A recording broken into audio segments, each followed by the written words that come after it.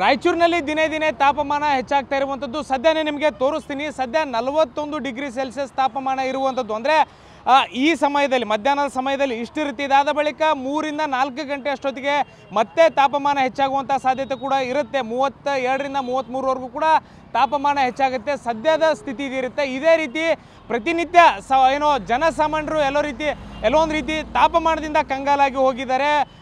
ಬೆಂಕಿಯ ಕೆನ್ನಾಲಿಗೆ ಪಕ್ಕದಲ್ಲಿ ನಿಂತರೆ ಯಾವ ರೀತಿ ಹಬೆ ಹೊಡಿತೆ ಆ ರೀತಿ ಬಿಸಿಗಾಳಿ ಹೊಡಿತಾ ಇರುವಂಥದ್ದು. ಇದೇ ಕಾರಣಕ್ಕಾಗಿ ಇದೇ ಪ್ರಪ್ರಥಮ ಬಾರಿಗೆ ಒಂದು ರೀತಿಯಲ್ಲಿ ವಿನೂತನವಾದಂಥ ಪ್ರಯತ್ನವನ್ನು ರಾಯಚೂರು ಪೊಲೀಸರು ಮಾಡಿರುವಂಥದ್ದು. ಟ್ರಾಫಿಕ್ ಸಿಗ್ನಲ್ಗಳಲ್ಲಿ ಶೆಲ್ಟರ್ನ ವ್ಯವಸ್ಥೆ ಮಾಡಿರುವಂಥದ್ದು ದೃಶ್ಯಗಳಲ್ಲಿ ಏನು ನೋಡ್ತಾ ಇದ್ದೀವಿ. ಅಂದರೆ ತಾಪಮಾನ ದಿನೇ ದಿನೇ ಹೆಚ್ಚಾಗ್ತಾ ಇರುವಂಥದ್ದು ಕಾರಣದಿಂದಲೇ ನಗರ ಪೊಲೀಸರು, ಅದರಲ್ಲೂ ಜಿಲ್ಲಾ ಪೊಲೀಸ್ ವರಿಷ್ಠಾಧಿಕಾರಿ ನಿಖಿಲ್ ಬಿ ಅವರ ಮುತುವರ್ಜಿಯಿಂದ ನಗರಸಭೆ ಮೂಲಕ ಈ ಶೆಲ್ಟರ್ ವ್ಯವಸ್ಥೆ ಮಾಡಲಾಗಿರುವಂಥದ್ದು. 2 ಬೃಹತ್ ಶೆಲ್ಟರ್ನ ವ್ಯವಸ್ಥೆ ಮಾಡಲಾಗಿರುವಂಥದ್ದು.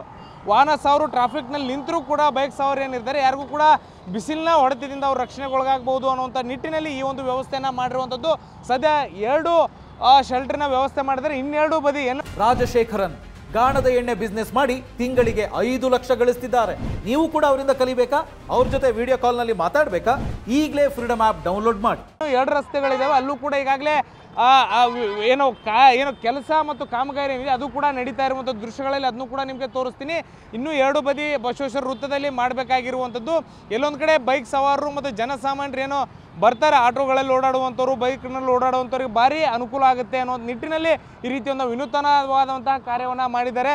ದೃಶ್ಯಗಳಲ್ಲಿ ಮತ್ತೊಂದು ಬದಿಯಲ್ಲಿ ನಿಮಗೆ ತೋರಿಸ್ತೀನಿ ಯಾವ ರೀತಿ ಟ್ರಾಫಿಕ್ಗಳಲ್ಲಿ ನಿಂತಹ ಸಂದರ್ಭದಲ್ಲಿ ವಾಹನ ಸವಾರರು ರಕ್ಷಣೆಗೆ ಒಳಪಡ್ತಾರೆ ಅನ್ನುವಂಥದ್ದು. ಅಂದರೆ ಎಲ್ಲೊಂದು ಕಡೆ ನೆರಳಿನ ಅವಶ್ಯಕತೆ ಏನಿರ್ತದೆ ಅದು ಅವ್ರಿಗೆ ಸಂಪೂರ್ಣವಾಗಿ ಸಿಗುತ್ತೆ ಅನ್ನುವಂಥದ್ದು. ನಮ್ಮ ಜೊತೆಗೆ ಮಾತನಾಡಲಿಕ್ಕೆ ವಾಹನ ಸವಾರರು ಇದ್ದಾರೆ, ಅವ್ರನ್ನ ಮಾತಾಡಿಸುವಂಥ ಪ್ರಯತ್ನ ಕೂಡ ಮಾಡ್ತೀನಿ.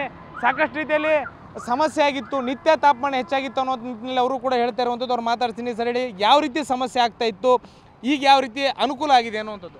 ಸರ್ ನೋಡಿ, 90 ಸೆಕೆಂಡು ನಾವು ಈ ಟ್ರಾಫಿಕಲ್ಲಿ ಸಿಗ್ನಲಲ್ಲಿ ನಿಲ್ಲಬೇಕಾದ್ರೆ ನಮಗೆ ಭಾಳ ತೊಂದರೆ ಆಗ್ತಿತ್ತು.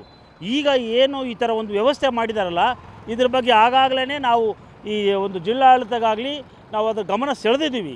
ನೀವು ಈ ರೀತಿ ಶೆಲ್ಟರ್ ಹಾಕೊಳ್ಳಿ. ಯಾಕಂದರೆ ಈ ಬಿಸಿಲಿಗೆ 41 ಡಿಗ್ರಿ ಹೀಗಿದ್ರೆ 43.5 ಡಿಗ್ರಿ ಆಗುತ್ತೆ. ಅದು ಯಾವಾಗ 3 ಗಂಟೆ 4 ಗಂಟೆಗೆ ಬಿಸಿಗಾಳಿ.